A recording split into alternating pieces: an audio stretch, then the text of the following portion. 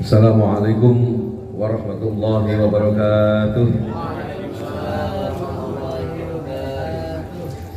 Bismillah, alhamdulillah, wassalatu wassalamu ala rasulillah wa ala alihi wa sahbihi wa mawalah. La hawla wa la quwwata illa billah.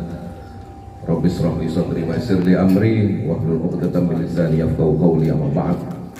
Yang saya hormati para kiai, para masyayikh, para sesepuh, wabil khusus Dr. Sohibul Bed Gus Mustafa lan para tokoh masyarakat yang hadir, wonten Kiai Asrori, Kiai Masroh, wonten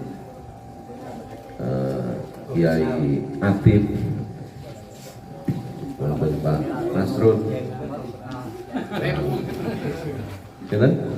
Pak Kasiono, Pak Parno,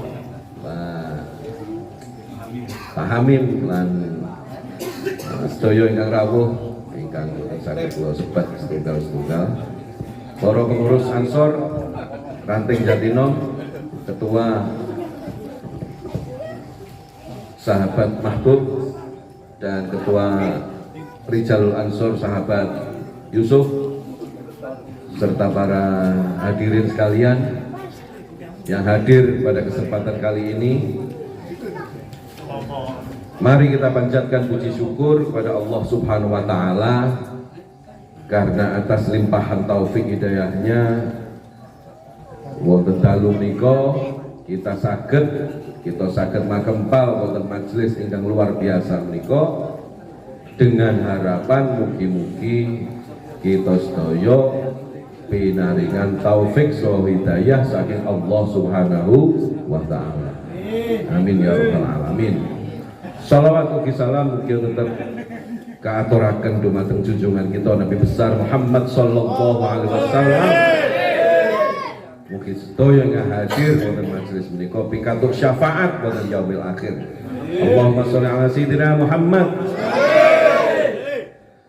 Hadirin sekalian, sahabat-sahabat Ansor yang luar biasa, yang ini menjadi pertemuan perdana kita setelah masa pandemi 2 tahun.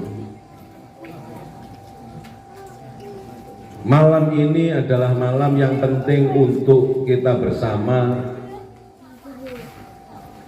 menelaah, mengkaji maupun mencari formula dalam kita hidup bermasyarakat maupun beragama ini. Saat ini Indonesia yang di dalamnya unsur terbesar adalah unsur Nahdlatul Ulama adalah negara yang paling luar biasa di seluruh muka bumi ini. Sing ndak percaya ngacu. Serius, lek ana wong-wong sing nganggep urip ning Indonesia kaya neraka, iku wis ndak ngepasne karo dawuhe Gusti Allah, la in syakartum la azidannakum wa la in kafartum inna adzabi lasyadid. Urip teng Indonesia menika penak-penake urip teng donya. Nggih. Saestu. Kula tidak sering tapi pernah beberapa kali ke luar negeri, minimal di ASEAN. Itu saya membandingkan di Indonesia itu negara paling penak. Pernah ke Vietnam, iku wong ngopi niku diawasi karo tentara. Karena negaranya negara komunis, pemerintahannya dipegang oleh militer. Ya nggak seragam Banser nih ya. Koyok. Jadi kumpul-kumpul seperti ini kalau di negara lain, ini sudah mengancam negara, membahayakan negara. Apa meneh ngrasani presiden, ngrasani pemimpin. Ya iku negara model Vietnam. sama cekel cek tali gojine diseret dilebokne motor enek tralisnya. Kamboja, saya pernah nonton piala AFF U22 di sana. Itu ya warung kopi ora enek kaya ning Indonesia ngeten iki sing buka 24 jam, sing bayar 3.000 nunut ngecas, nunut wifi 5 jam. Ya kan. Iki penggayaane wajah-wajah sing wajah-wajah nunutan, wajah-wajah nunutan. Paketan diisi 2.000 ya sedina sak jam tek. Itu begitu. Di Saudi Arabia, wong-wong sing mulya-mulyane non sewu, tanah haram, tanah yang mulia, ya kan. Makkah, Madinah menjadi tempat termulia di muka bumi ini.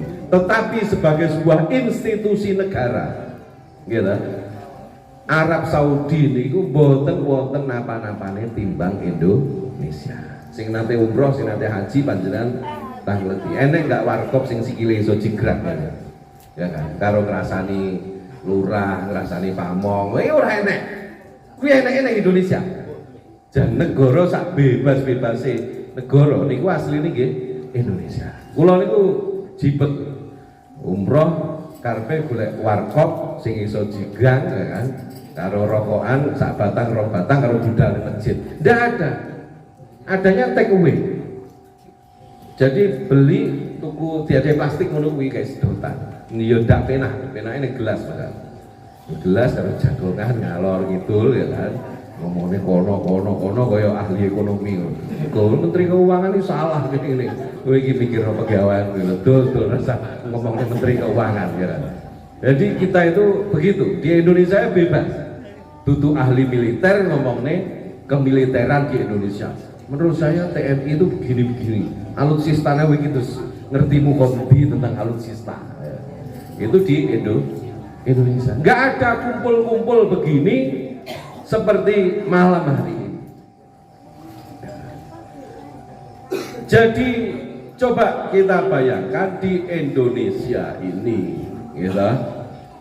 Solawat rotibul hadat zibaan barzanji apa nih istighosah manakipan yasinan tahlilan semarak tumbuh di mana-mana. Semarak tumbuh di mana-mana, tidak ada yang menghalang-halangi. Kadang-kadang Pak Babinsa, Babinkam teko iku ya minangka silaturahmi karo kertane ya kan sing ngaji sinten ya kan. Terus kira-kira apa namanya? Mungkin sing rawuh tiyang pinten. Yaitu tugas SOP-nya memang demikian. Karena dia melaporkan ke pimpinan. Karena kaitannya dengan kerumunan di masyarakat, bukan untuk dibuyarkan, tetapi hanya laporan saja. Karena kerumunan di masyarakat itu potensial terjadi hal-hal yang perlu disikapi, ya, copet, ya, apa macam sepeda motor hilang, itu kan potensi itu harus diantisipasi. Kalau terjadi itu petugas keamanan harus tahu. Nah ini contohnya, ya kan, awake dhewe sampai kebablasan, ya kan, kebablasan itu apa? Sampai pada hal-hal sing kira-kira saking apa semangatnya kita dalam beragama, saking semangatnya kita dalam menerapkan nilai-nilai agama, itu kadang-kadang ya ngrugekne wong barang. Contoh, wong walimah ini sunah sae niku krana mengumumkan pernikahan dan memberikan sedekah. Ning kadang-kadang lek wis nutup dalan iku dadi masalah. Ini perhatian untuk Pak Lurah dan Pak Kasum. Karena ini penting. Ya kalau urip 30 tahun yang lalu, tahun 80 nutup dalan. Sing liwat dalan itu sepeda hotel kena dihitung. Saat ini jenengan persani Jatinom niku. Dalan ngetan ngulon kuburan niku. Jajal iseng sampean ndang 2 menit jam 7 isuk. Iku iso duwowo. Nah, mendah neo ada beberapa tempat, saya tidak menyebut di Jatinom, di beberapa tempat ya di luar desa atau di luar kabupaten Bahkan saya hidup di Sidoarjo. Sidoarjo itu lho kutho, penduduknya berkali-kali lipat timbang Blitar. Lah kok mantu nutup dalan. Ya piye, kalau ditakoni jarene ini ke zaman mbah-mbahku biyen. Iki dalan iki wong pendatang merasa komentar. Iki repot kayak gitu. Jadi hidup bermasyarakat itu tidak bisa mengabaikan interaksi kita dengan masyarakat yang lain. Tidak boleh merugikan. Ojo sampai wong duwe gawe itu justru dadi dongane wong ora karu-karuan. Lho iku ndak karu-karuan teng Surabaya niku. Dadi wong kadung blowesek mlaku ngidul ngeten niku mamane. Teko tengah kono ndak tidang, kudu teko tengah ujug-ujug dalan ditutup. Dienggokne dalan cilik terus tempuk pisah. Manten kurang ajar, itu mesti dongane mesti ngoten iki. Ini contoh Maulid Nabi, tahun baru Muharram, Isra Mi'raj, semarak semua dengan kegiatan pengajian-pengajian yang itu tumbuh berkembang di Indonesia, bahkan negara mengayominya dengan kehadiran pimpinan daerah. Kalau levelnya desa ya ada Pak Kepala Desa, ada Pak Kepala Dusun, ada Pak RT, ada tokoh-tokoh yang datang. Ini adalah indahnya Indonesia. Maka kita harus bersyukur karena keindahan Indonesia yang demikian ini kita tidak memiliki pemimpin yang menindas kita dengan kita diusir dari kegiatan beragama. Wes agama diayomi oleh negara. TPQ tumbuh subur di masyarakat. Saben desa biyen iku mek siji TPQ. Bahkan desa sebelah iku numpang ning TPQ ini desa sampinge. Saiki tiap RW niku wonten TPQ ini dhewe-dhewe dan semua hidup, semua berkembang dengan pendidikan. Pondok pesantren dulu iku tempat di mana lembaga pendidikan sing timbang wong iku nganggur ning omah biyen di pondok. Sing timbang nyumpek-nyumpeki ning omah wong terus di pondok. Sehingga pondok pesantren sulit bersaing dengan lembaga pendidikan formal di masyarakat. Sekarang pondok pesantren tumbuh berkembang di mana-mana, gitu. Bahkan kualitasnya, asesmennya, akreditasinya kadang-kadang bahkan sering mengalahkan sekolah-sekolah negeri di masyarakat. TPQ pondok pesantren diatur di dalam undang-undang, undang-undang pesantren. Di Kementerian Agama ada Dirjen Penma, ada Dirjen Pendis Pendidikan dan Pendidikan Islam. Di bawahnya ada Diktis Pendidikan Tinggi, ada Dikdasmen Pendidikan Dasar, ada Pendidikan RA dan seterusnya. Negara mengayomi ini. Ini artinya negara menjadi garda yang melindungi agama, khususnya masyarakat di Indonesia yang mayoritas Nahdlatul Ulama dalam satu kerangka sistem pembangunan nasional. Lho niki ora kabeh lho negara kaya Indonesia ngene. Sampeyan pirsani, pondok-pondok sakniki berkembang dengan pesat. SMA, SMP, MA, SMK. Itu di mana-mana pondok tumbuh dengan pesat. Ya. Bahkan sekolah-sekolah nun sewu, sekolah-sekolah negeri itu meh buyar Pak. Nggih. Jadi contohnya ya banyak lah gitu-gitu. Karena apa? Nilai kompetisinya makin rendah di sekolah-sekolah negeri yang di bawah naungan pemerintah. Sekarang pondok-pondok pesantren antri. Waduh. Sama cek itu di Surabaya di tempatnya Gus Ali Masyuri.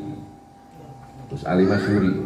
Niku kula nggih kenal, nggih kadang-kadang lek ketemu ya akrab, ning suwira ketemu ya lali, kula ketemu ya omong-omongan. Gitu. Mantune Gus Ali niku misanan kula. Iku mbayare piro? bayarnya sak bulan 5 juta. Mean. Iya kan? 5 juta. Uang masuknya itu kira-kira tahun wingi 30, kira-kira saiki 50 gitu. Kuwi antri gawe tes. Ya. Gawe tes. Ya coba jenengan cek tuh sekolah-sekolah yang lain dan banyak sekolah-sekolah seperti itu. Artinya apa? Sekolah-sekolah pesantren yang berbasis pesantren sekarang itu punya kompetisi, punya daya jual karena peran negara yang mengayominya. Nah, awake dhewe itu sakniki kudu akeh syukure. Negara memberikan undang-undang pesantren, ya kan. Ojo dilu-dilu awake dhewe iku kemudian kakean delok TV, ilmune cekak delok TV. Ya, negara ini negara yang dolim, kriminalisasi ulama. Ulama sing endi? Ya kan. Ulama itu mriki Yai Masroh ya ulama, ya Asroh yo santai-santai mawon. Waya rokokan ya rokokan, waya ngaji ya ngaji, nggih to. Apa enek kriminalisasi Kiai Asrori? Mboten wonten. Lek ana siji loro ning Jakarta dicekel karo polisi, ya iku mergo ya memang kriminal. Nyatane mari dicekel saiki ya anteng. Pas ora dicekel dino bengok-bengok ae. Inilah. Nah, ini keberadaan ini semua hadirin sekalian, ini tidak lain dan tidak bukan karena kita hidup di masyarakat Indonesia yang mayoritas bermadhab Syafi'i yang menghimpun di dalamnya menjadi sebuah organisasi namanya Nahdlatul Ulama. Ini penting. Kakean delok TV, delok mau negara itu rusak, iya rusak, tapi omahe ora usah bom. Ya kan? Kita menyadari ada korupsi, ada maling, ada ngatur wong 270 juta penduduk Indonesia niku nggih mboten gampang. Ngono lho. Dhewe wong sing nyuwocot ngurusi bojone dhewe ra godak. Ya kan. Wis diketak bojone ya mengkeret asline ya. Ngono gayane ngritik negara. Ya kan. Padahal diseneni bojone langsung goblok dadak langsung. Mas, asbake yo selek kono. Iya. Ngono kuwi. Piye jajale kowe? Nah, ini penting. Kesadaran gerakan pemuda Ansor, Rijalul Ansor untuk membentengi bangsa ini dengan kegiatan-kegiatan seperti ini sangat mulia dan sangat penting untuk dilestarikan. Orang-orang yang kurang bersyukur dengan adanya NKRI lantas mundat-mundat NKRI kurang ini, tidak ada yang sempurna di Indonesia ini, ya kan? Bahkan di seluruh dunia tidak ada mboten wonten negara sing sempurna, malah kabeh sak ngisore Indonesia. Jadi syukur Indonesia itu syukur Tuhan. Panjenengan urip ning Afghanistan itu 100% penduduknya Islam. Sholat Jumat itu dibom masjid. Sing ngebom sesama Islam.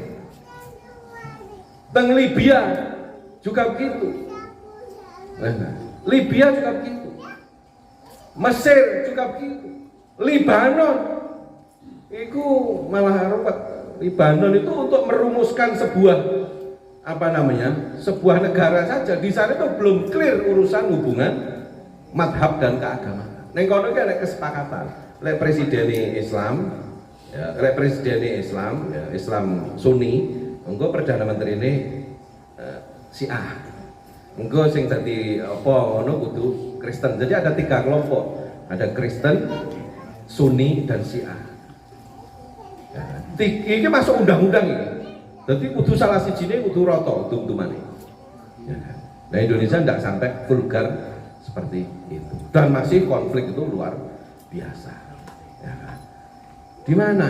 Ada Yaman. Yaman ini negeri ini habaib. Ya kan? Iku ya perang. Di konflik dalam negeri juga perang, dengan Saudi Arabia juga perang, dengan Iran juga perang. Yang perbatasan ini. Di perbatasan Yaman itu masih konflik dengan Arab Saudi, ya kan? Karena Saudi bermadhab Wahabi, kemudian Yaman Sunni, itu saya perang di situ.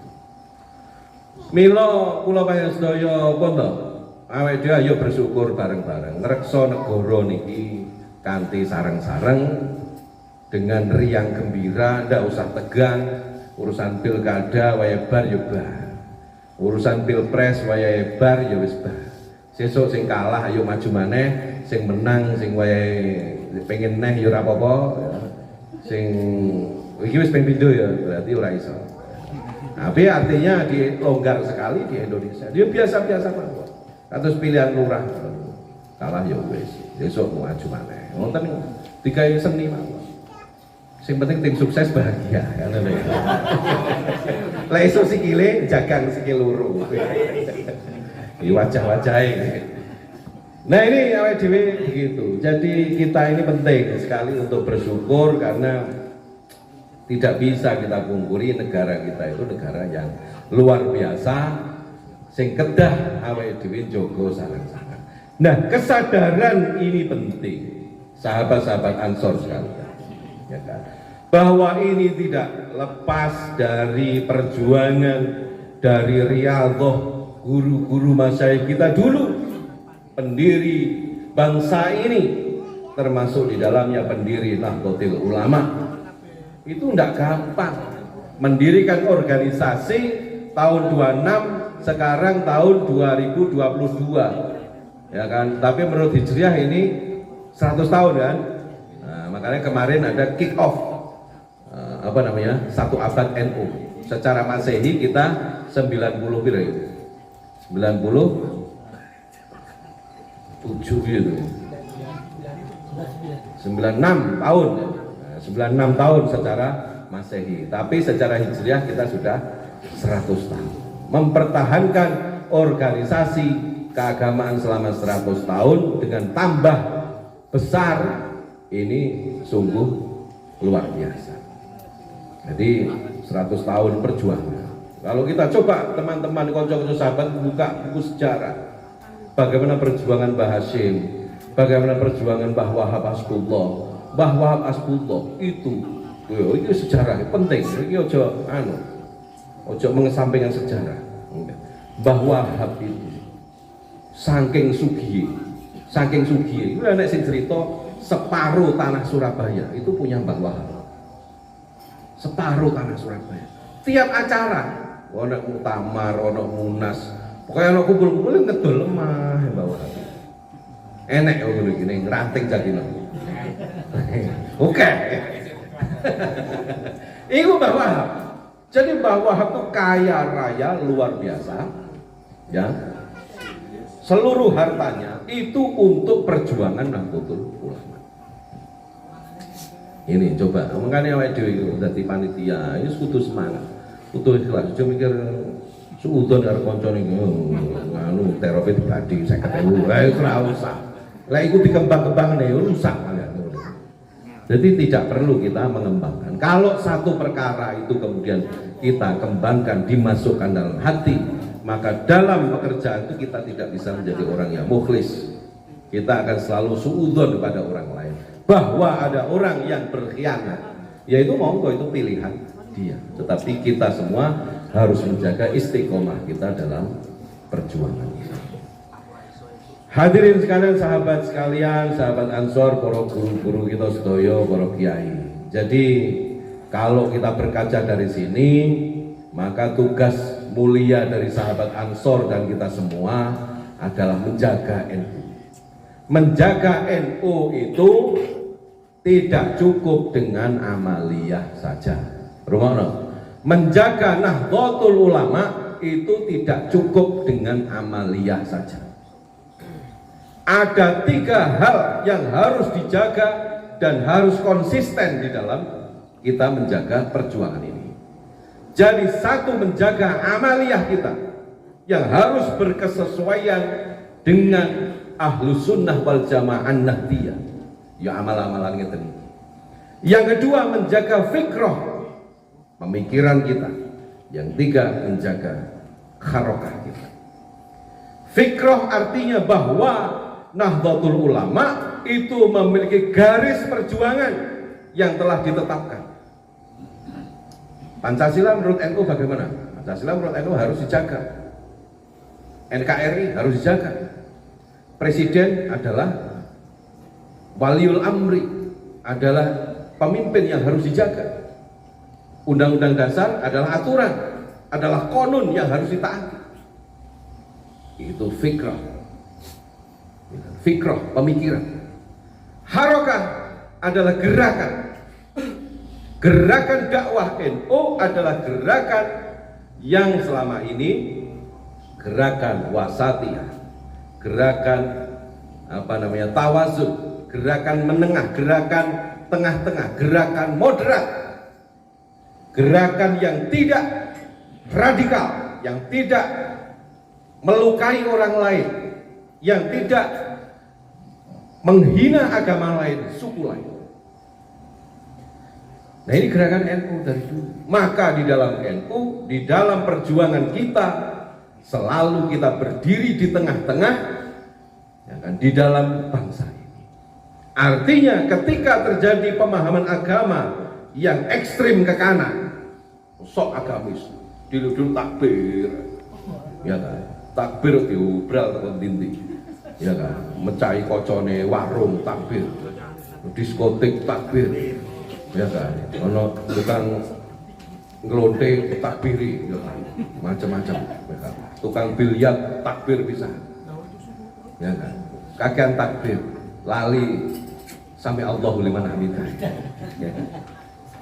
Ada yang ekstrim kiri yang kemudian mengabaikan aturan-aturan agama. NU itu ada di tengah-tengah, yang itu menjadi penyeimbang bagi bangsa kita di Indonesia.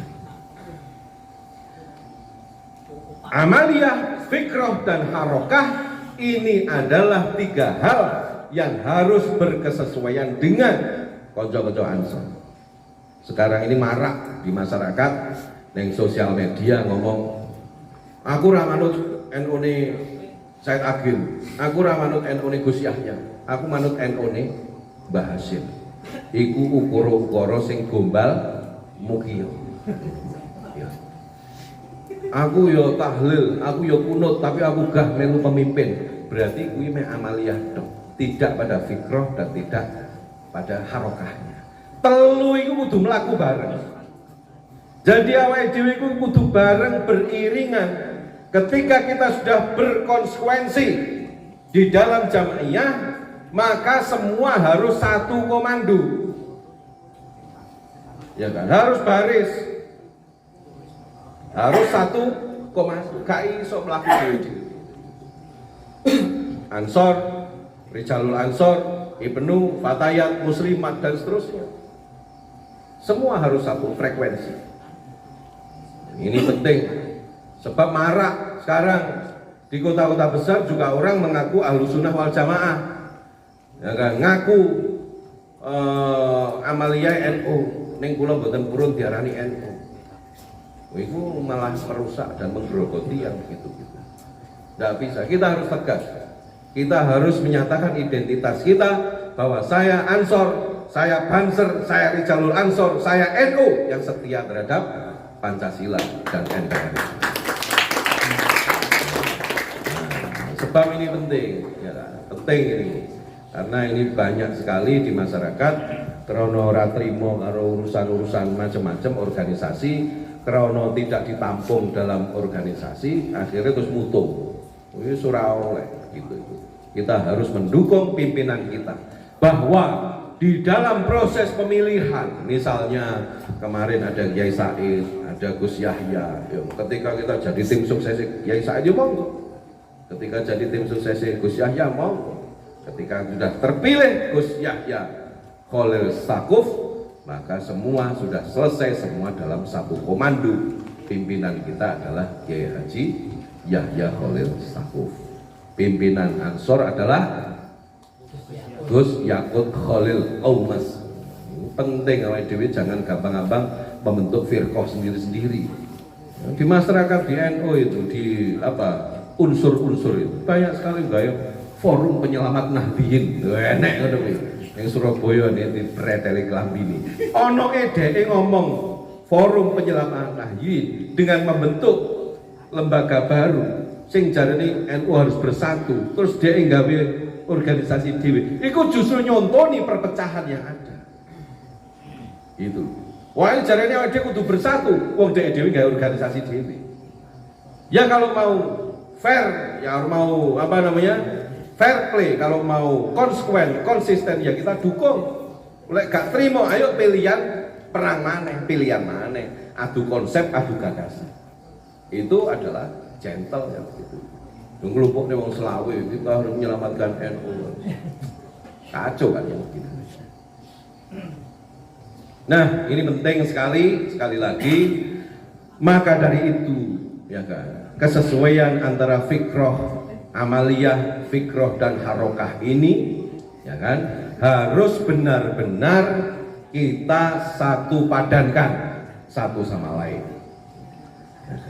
Kita harus taat pada pemimpin kita, di mana terjadi kesesuaian antara fikroh, antara amaliyah, fikroh dan harokahnya. Ya, Mas Gus anak yai, tapi le amaliyah NU iya, tapi fikroh dan harokahnya tidak berkesesuaian dengan NU. Wah, Pancasila tidak pas. Oh, Pancasila kudu diganti misalnya. Kok harokahnya berbeda dengan NU, ya kan? Dakwahnya tidak dengan bil hikmah wal mau'izatil hasanah, tukang duduk-duduk kocok dan sebagainya. Wajib generasi muda Ansor ini untuk menolak terhadap model-model yang begini. Meskipun dia itu Gus, meskipun dia kiai sekali. Kudu konsekuen. Juga usah dieloki si model itu. Ya, ora usah dieloki, ora perlu mencaci maki, tapi ora usah dieloki. Ngono. Jadi meskipun contoh, lah kayak contoh aku ae. Ya. Kok aku sesuk berpendapat ke Pancasila kudu silane tambahi 3 misalnya. Dadi 8 misalnya. Iku kalian semua sahabat-sahabat Ansor wajib untuk tidak taat. Setuju? Setuju. Kudu ngono. Aja njan iku ya. Ngalim tapi model ngono iki justru malah merusak tatanan yang sudah ada. Ya. Pancasila itu luar biasa. Luar biasa. Rukun Islam, ya. Rukun Islam iku ono 5. Pancasila ono 5. Baik Pancasila maupun rukun Islam dua-duanya saling bersinergi. Pancasila enek 5 itu semua terkandung di dalam Al-Quran. Ketuhanan yang Maha Esa adalah wujud dari Qul Huwallahu. Kemanusiaan yang adil dan beradab itu juga ayat Al-Quran. Lali ayat ya. Mergo kakean turu dino iki. Tadi malam saya dengan Kang Bahrul pulang dari Semarang nyampe jam 4. Persatuan Indonesia juga adalah ayat, ya. Ayatnya wa'tasimu bihablillah, yo macam lah, sono akeh lah. Persatuan.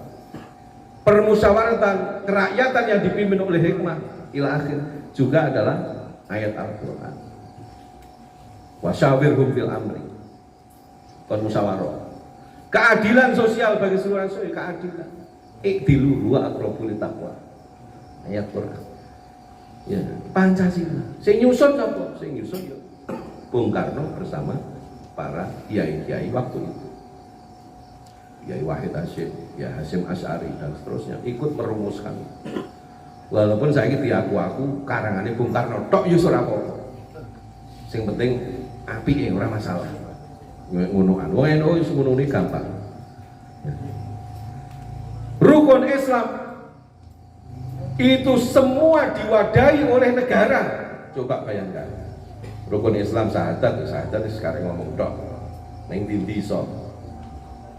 Apa nih? Sholat kita memiliki jadwal waktu sholat yang mengeluarkan siapa? Kementerian Agama, gitu? Kementerian Agama. Adzan sholat, neng TV, enek, neng radio enek, apa nih? Ya kan? Masjid-masjid kaitannya karo sholat. Masjid-masjid dinaungi dalam satu wadah namanya Dewan Masjid. Di NU ada apa, LTM. Semua juga mendapat support dari pemerintah.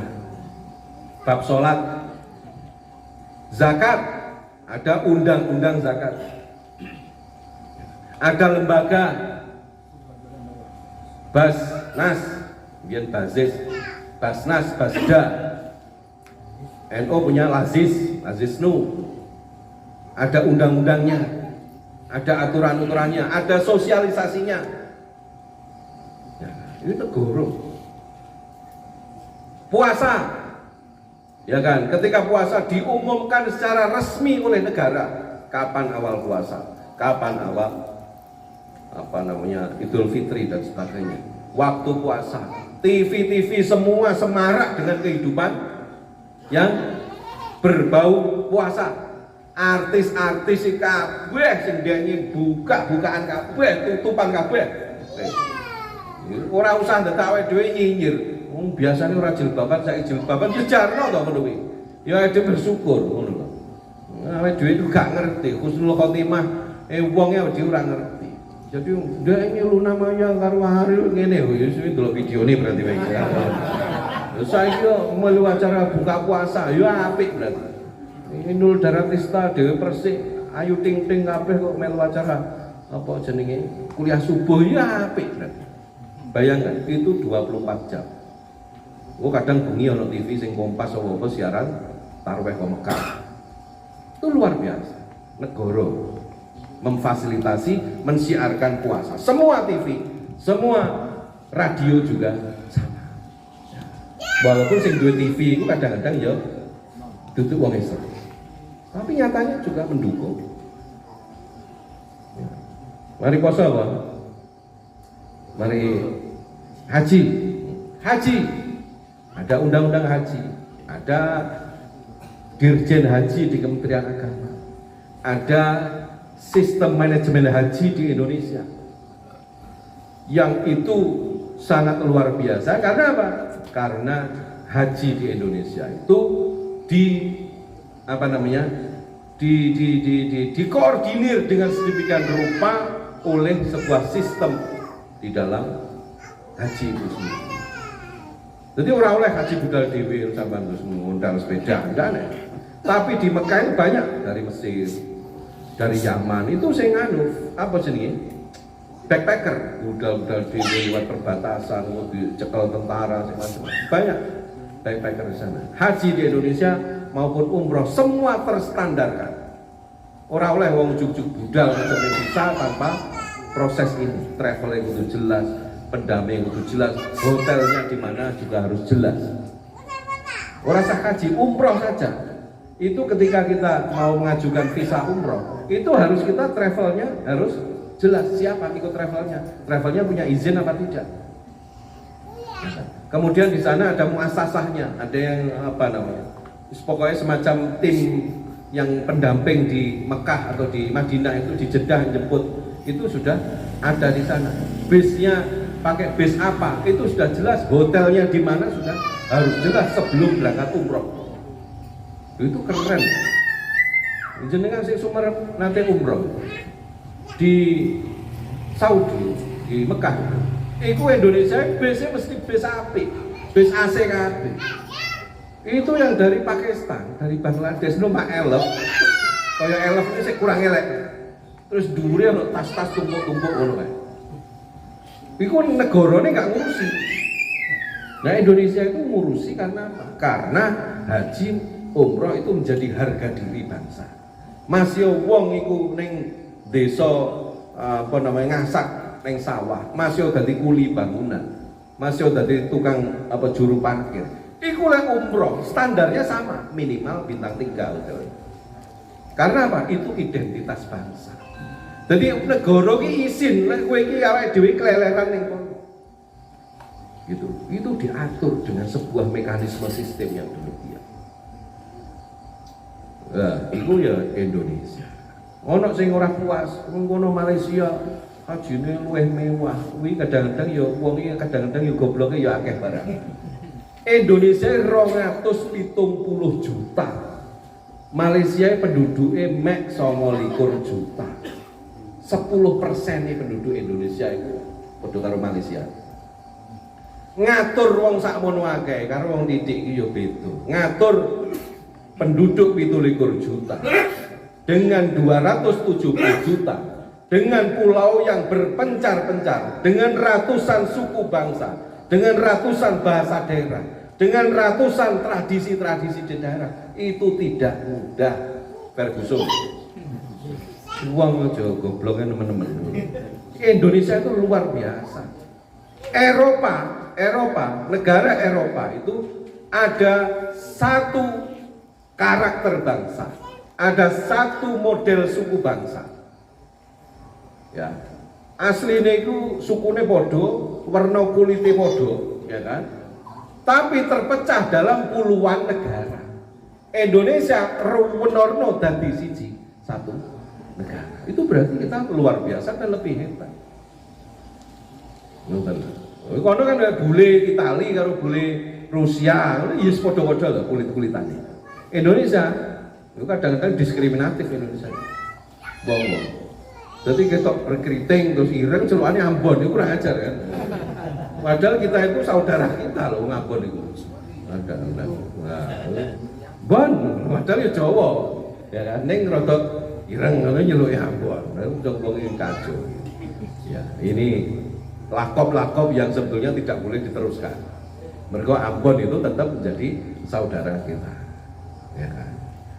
Nah ini kita itu macam-macam meroni. Kita itu kadang delok kulite awake dhewe, kadang beda. Nyawang wong Palembang, putih-putih. Nyawang wong Manado, ya kan. Ya kan. Engko dadine ya wahyu-wahyu.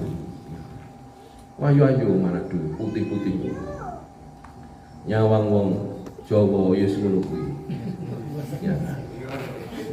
Arab sing nang Indonesia ya koyo ngono kae. Maksudnya ya ganteng ya ayu-ayu.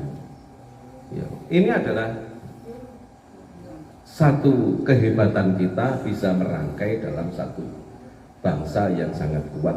Padahal kita terpisah berjarak ratusan pulau. Jadi repot. Jadi kalau ngurusin negara itu juga nggak gampang. Nah sekarang ya bersyukur, awake dhewe presiden kita punya Pak Jokowi, ya kan. Terus bangun kon nyulap ning ora iso. Karepe kesejahteraan tidak sesuai dengan janji ya rumah samu wong langsung sugih kaya wong Korea ngono ya ora iso dul mikire wis piye. Tapi bahwa ada progres itu penting. Ngono lho. Progres berapa puluh tahun jalan tol Jakarta Surabaya itu tidak kesampaian tersambung. Sekarang seperti mimpi Jakarta sampai Surabaya, bahkan sekarang terakhir sampai Pasuruan, Probolinggo itu sudah sambung. Ngono iki saya orang nyinyir tapi bayar. Lho rumah samu jalan tol luar negeri kan bayar. Hidup itu punya pilihan, Dul. Nek pengen bayar ya liwat ngisor, nek pengen bayar ning dhuwur. Ngono. Itu rasa kita itu kadang-kadang mikir sok kaya ahli ekonomi. Itu duitnya utangan ya jarno to. Wong kowe utang itu luar biasa. Ora rasa ini membebani utang negara. Awake dhewe mikir keluargane awake dhewe, rasa mikir utangnya luar negeri kita sakmene. Wis ana ahline sing mikir. Gitu loh. Lek ilmune ekonomi rong lutut ndak usah komentar sing aneh-aneh. Wis ana pakare dhuwur ana Bu Sri Mulyani Indrawati rumah sama goblok ya wong ngono kuwi. Ngono kuwi sono hitungannya. Jadi hutang luar negeri itu harus ada rasio. Pomo wong ning rumah tangga, penghasilanmu sebulan 4 juta, maka kredit sepeda motor atau kredit apapun maksimal berapa persen itu ada rumusnya. Dan itu disahkan melalui undang-undang. Ketika kita negara melakukan itu semua, hutang luar negeri juga harus ada rumusnya begitu.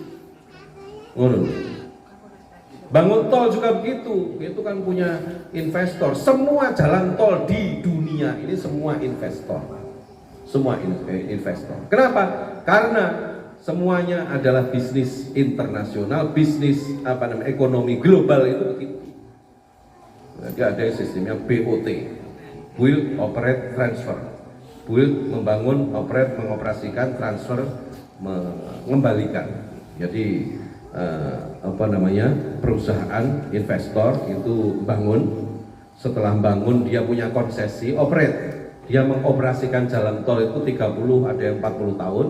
Setelah 40 tahun maka transfer, diserah terimakan kepada pemerintah menjadi milik negara.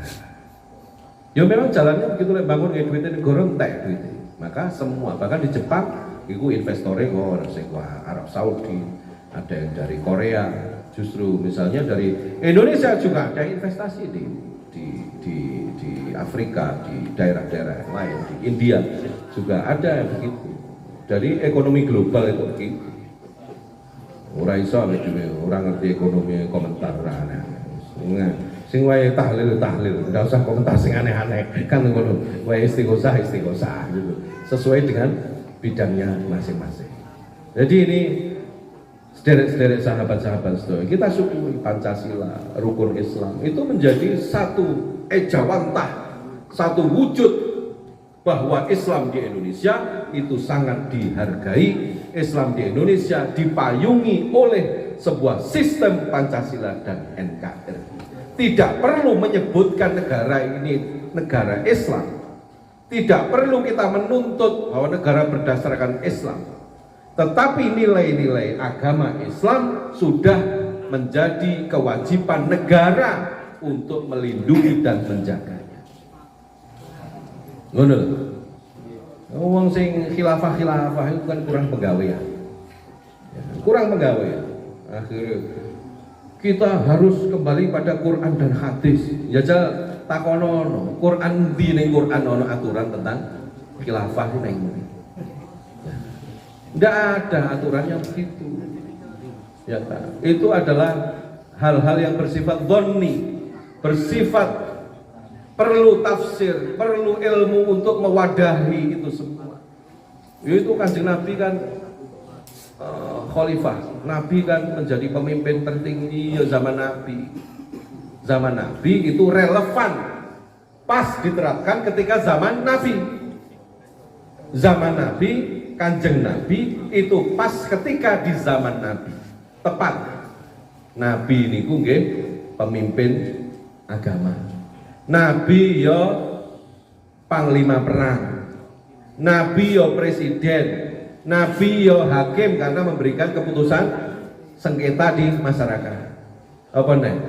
Nabi yo gubernur bank sentral mergo ngopeni duit apa ghanimah apa jenenge? Rampasan perang ini apa? Ghanimah ya. Macam-macam ngoten niku. Itu semua dikelola oleh Nabi sebagai komandonya.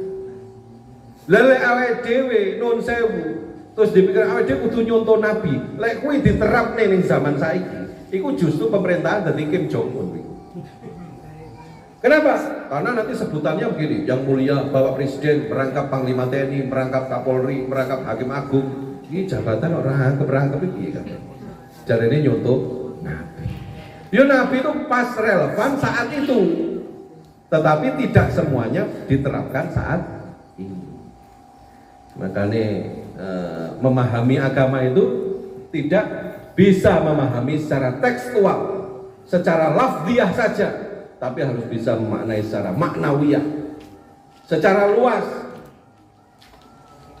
Ngoten lho, mila pramila kanca-kanca sederek sedaya, ya Pak. Iku enggak cukup awake dhewe iku memahami agama hanya dengan Al-Qur'an.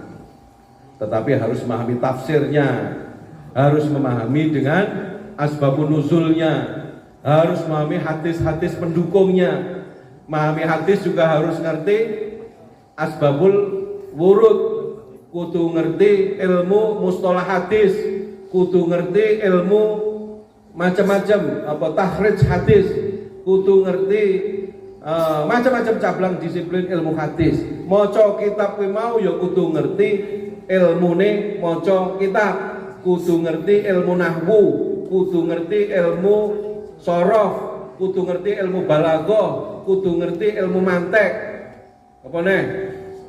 Lah kowe iki modale ngaji ning TPQ langsung memberikan fatwa. Iki repot. Jadi kita itu kadang-kadang repot. Hari ini itu repot. Uang itu mendegradasi agama. Lah agama itu ayat siji terus digawe fatwa kan repot. Jadi lihat yang orang-orang hijrah itu. Orang-orang hijrah ngomong gawe hadis ayat Quran wa halallahu al-bai'a wa harrama riba. Allah menghalalkan jual beli dan mengharamkan riba. Terus keri-keri ngomong maka kredit adalah riba. Lalu apa kesimpulan yang malah kredit riba? Lah kuwi kan kudu pinter, kudu ngerti. Ya ayatnya bener. Allah menghalalkan jual beli dan mengharamkan riba. Terus kowe ke ujug-ujug ngarani kredit sepeda motor riba ketemu ning kondi. Kredit bank riba ketemu ning kondi. Lah itu harus punya ilmu. Maka di NU ada namanya Bahsul Masail, ada LBM, ada pakar-pakar yang membicarakan itu semua. Apakah ini kategori riba, apa bukan? Riba itu seperti apa? Itu wow, penjelasannya begitu itu. Dan itu diskusi yang dari tahun ke tahun sampai kemudian ada dua kaul, siji ngomong sebagian ngomong riba, sebagian karek niate, kan gitu. Karena bank itu suku bunga yang ditetapkan, bank itu ora syukur bank terus menetapkan bunganya 100%. Oh, ono rumusnya itu yang mengeluarkan Bank Indonesia. Ya kan, suku bunga bank itu ditentukan oleh rasio. Satu namanya apa? Penurunan mata uang itu inflasi. Kedua biaya operasional. Lalu masalah satpam bank ini bayarnya konti. Ya kan. Jadi sekarang kalau ngomong riba non sewu. Enek wong diutang 1 juta. 10 tahun kepungkur. Terus di sahur tahun 2022 bayarnya 1 juta. Ini kategori kurang ajar atau kurang jotosan model begini. 10 tahun loh, 10 tahun yang lalu 1 juta, terus tahun saya ini kaki tanggung ini 1 juta. 10 tahun kepungkur kena gitu wedus. Bisa. Saya ini untuk dasar dong. Nah ini contoh bahwa realitasnya bahwa sistem keuangan internasional itu ada penurunan nilai mata uang. Lalu ini ahli ini, lalu ini sekolah ahli ekonomi ngono sing paham. Maka kita itu harus bisa bijak menunggu, ya kan, sing fikih yang bergulat di bidang fikih monggo di bidang fikih mereka akan bergulat di dalam ilmu itu sesuai dengan bidang-bidang ilmunya. Maka di dalam Bahsul Masail ya di LBMNU di tingkat provinsi bahkan nasional iku wis ngomong ndaki-ndaki ya ngundang pakarnya. Gue sih ngomong perbankan, yang ngundang ahli perbankan. Sebetulnya sistem ini gimana? Saya ini ngetren namanya cryptocurrency, ngerti? Ora toh? Ya aku ya ora. Padahal itu sistem transaksi ekonomi dunia. Saya ini ngetren gue akeh wong sugih, karek tengok-tengok neng jero ning komputer, wi duitnya iso miliaran. Sayangnya aku ra iso. Cryptocurrency itu hukumnya piye? Nek sing ngomong oleh, nek sing ngomong riba dan sebagainya. Yo kita berusaha dewasa. Berusaha dewasa. Perbedaan-perbedaan itu selalu ada. Ya. Kemudian misalnya tentang sontek meningitis sing dari bahan babi misalnya. Iki hukumnya piye? Diundang ning pakar-pakar kesehatan, pakar dok. Iki pengertiane babi ku daging apa piye. Ternyata sudah melalui proses yang panjang, ya kan? Dengan berbagai macam argumen, ya kan? Keri-keri ngomongnya ini boleh misalnya begitu. Ya itu contoh transplantasi ginjal, ya kan? Ginjal wong itu kalau gagal ginjal itu yang paling potensial untuk menggantungkan organ itu adalah organ dari monyet. Jadi dia harus diganti dengan ginjal ketek. Itu hukumnya piye? Nah itu maka diundangkan ahli kedokteran. Awake dhewe iki lek tutup pakare kan kadang-kadang repot juga. Maka ahli fikih, ahli usul fikih, ahli macam-macam itu berdialog ini dalam satu ilmu. Nah, sing ora ngerti kaya wong umume nunggu meneng ngono wae. Nang ngenteni hasilnya piye, ndak usah komentar, ora ngerti wacanane ikrok jilid repot iku komentare. Ya kan. Nunggu wae, enggak usah melu-melu istihad dhewe rusak malah. Apa meneh ora tau ngaji, ora tau mondok. Ya kan, wis ora usah aneh-aneh. Jadi kita menunggu, ya kan. Jadi kita menunggu untuk fatwa-fatwa itu diberikan oleh alim, para ulama kita, para pemimpin kita. Hadirin sekalian, para sahabat-sahabat Ansor sekalian yang dirahmati Allah. Oleh karena itu hidup di Indonesia sekali lagi, ayo semua kita syukuri. Nah, sekarang adalah yang penting untuk kita jaga adalah menyelamatkan generasi-generasi kita di masa yang akan datang. Ya kan? Generasi kita di masa dan kita punya anak-anak, punya adik-adik. Saya himbau kudu di pondok nih saya. Kenapa? Karena kalau mondok, ya kan itu jelas, ya kan jelas guru nih tentu dengan pondok yang sanad ilmune genah. Sanad ilmune genah. Ngono lho. Jadi misalnya Anda mondok di Mantenan, teng Yai Gusdia, itu jelas toh. Yai dia putrane Yai Bat, Yai dia alumni Lerboyo. Dur-dure itu jelas. Ngono. Ning Jatinom misalnya mondok, kan jelas. Ono Abah Hafid. Ya Hafid alumni Ploso santrine Mbah Yai Jazuli. Itu jelas toh ngono kuwi. Misalnya ning Gondang, ngene Yai Imam Suhrawardi almarhum kan jelas. Guru-gurune ning dhuwur jelas. Jangan sampai kemudian kita tertipu dengan tampilan-tampilan yang sekarang ini menggoda di masyarakat. Di kota-kota besar banyak berdiri rumah-rumah tahfidz yang sebetulnya asal usulnya sanad ilmunya ora jelas-jelas. Bahkan bisnis mergo iku murabbi ruhina kayane lah nyebut ngono ya kan. Murabbi ruhina. Kuwi ngertine meh ya kuwi ngomongnya meh apa? Antum, akhi, ukhti. Kayane kan ngono kuwi ya. Masya Allah antum, jazakallah khair. Kayane kan ngono. Nah, itu banyak. Jadi iku kiai ini ora iso ngaji. Tapi ngrekrut guru-guru ngaji terus kon nyambut gawe ning ngono mulang ngaji. Banyak itu di Surabaya, di Jakarta. Ideologi ini ora jelas. Lewis ideologi ini sing penting padha Islame. Iku ora jelas. Iki ora jelas model gini-gini iki. Aja mek eloki sing model gini iki.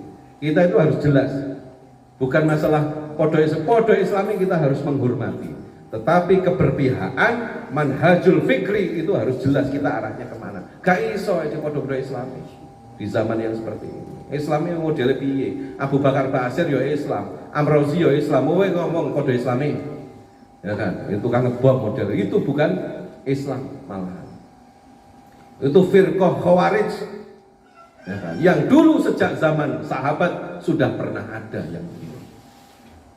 Itu penting. Zaman Sayyidina Ali yang membunuh Ali bukan orang Yahudi, bukan orang kafir, yang membunuh adalah orang Islam bernama Abdurrahman bin Muljam yang shaimun fin nahar wa qaimun fil lail, yang siangnya dia berpuasa dan malamnya dia ahli tahajud. Mateni Sayyidina Ali, gara-gara Sayyidina Ali tidak dianggap sebagai orang yang ikut pada Al-Qur'an.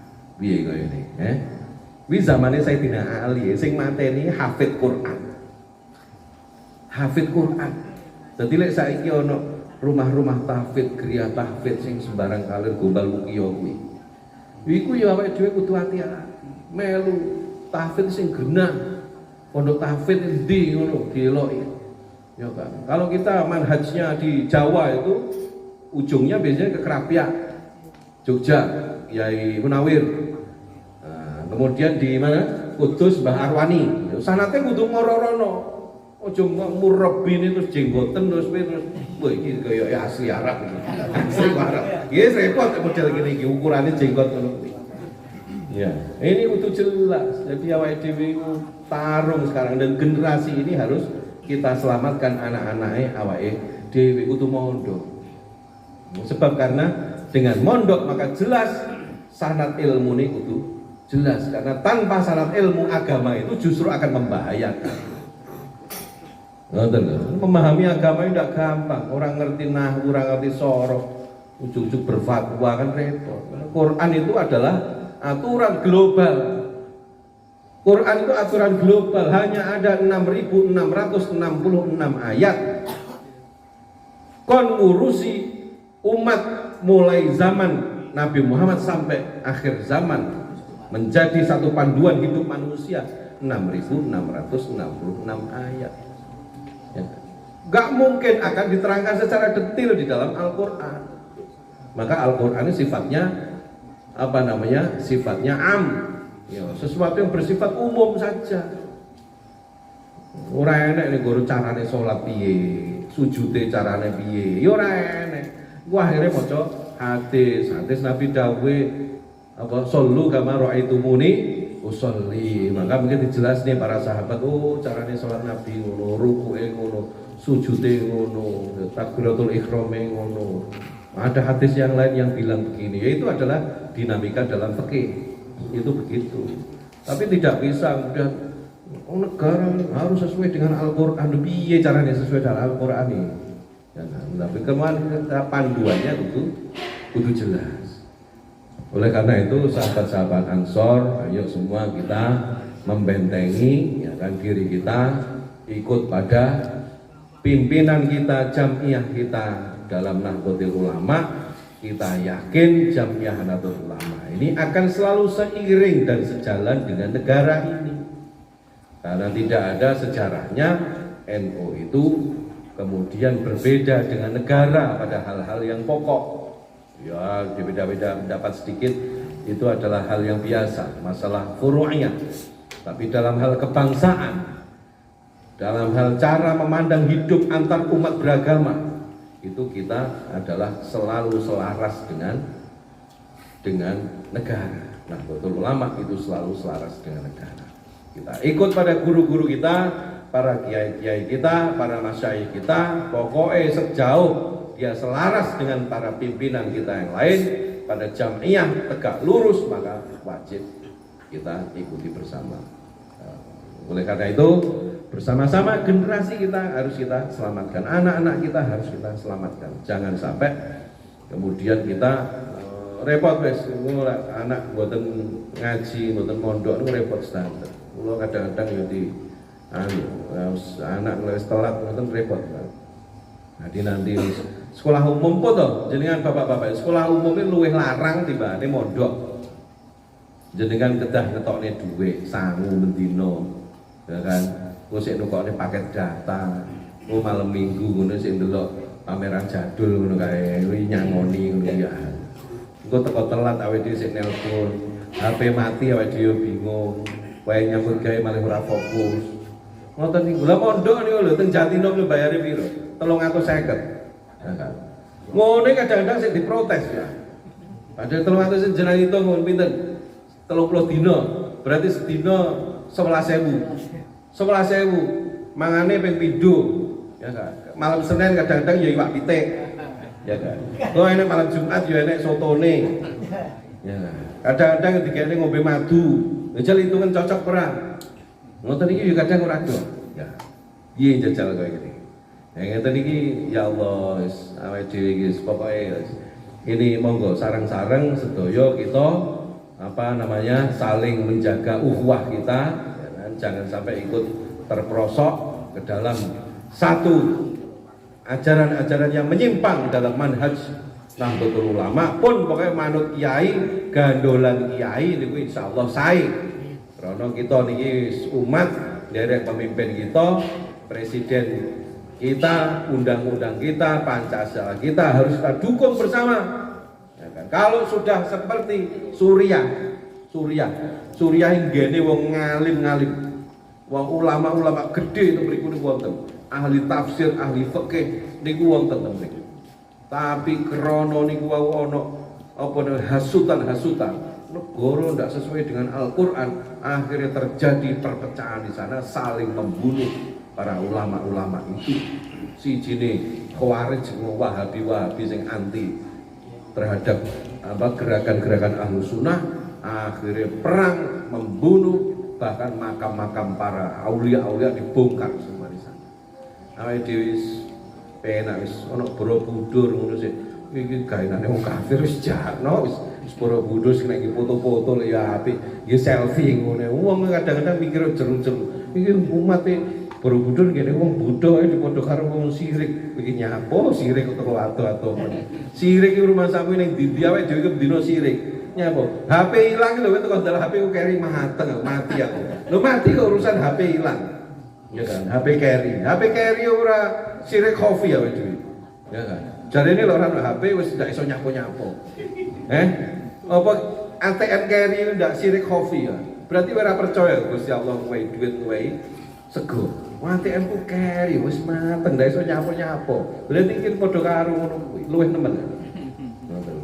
Jadi ayo kita lestarikan tradisi kita Ahlus Sunnah wal Jamaah Nahdliyah dengan gerakan-gerakan dakwahnya yang sangat luar biasa, yang sejak zaman Wali Songo hingga hari ini dilestarikan dakwah bil hikmah wal mau'izatil hasanah ini, dakwah yang dengan tidak menumpahkan darah, dakwah yang tidak saling membenci satu sama lain, kita jaga bersama-sama. Dan kita yakin, optimis bahwa Indonesia ini bersama Nahdlatul Ulama kita menuju baldatun thayyibatun wa rabbun ghafur. Amin ya rabbal alamin. Mohon maaf yang sebesar-besarnya. Wallahul muwaffiq ila aqwamit thoriq. Wassalamualaikum warahmatullahi wabarakatuh.